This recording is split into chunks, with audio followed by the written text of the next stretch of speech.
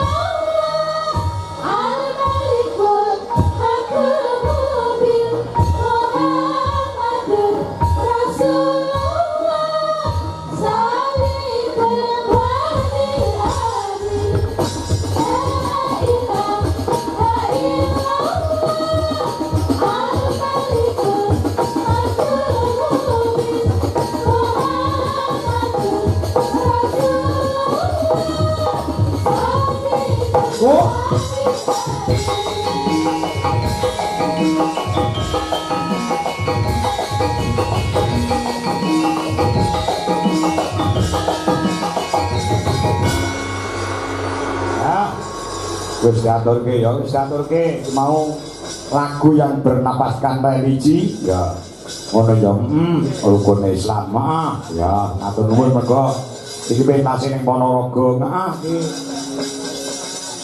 utamane ana ning warga Meguan ngono ya sembah nuwun untuk para tamu undangan sing pareng rawuh ya nduk iki utamane saka Kepala Dinas PMD Kabupaten Ponorogo Pendhane Bapak Haji Tony Sumarsono SS MSI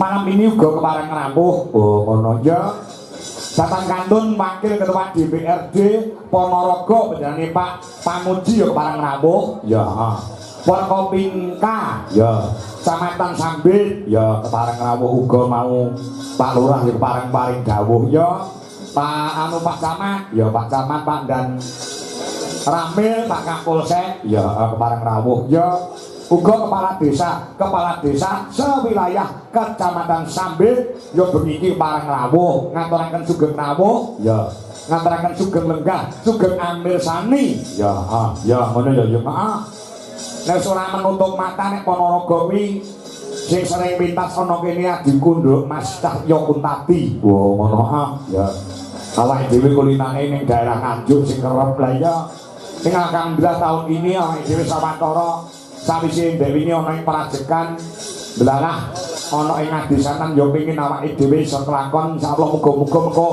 iso nulari lurah-lurah liyane ana ing Ponorogo. Oh ya kesoke dawuh ya Saiki ana bintang tamune, ana Mas Gareng saka Wonosobo. Oh, Wonosobo. Ya.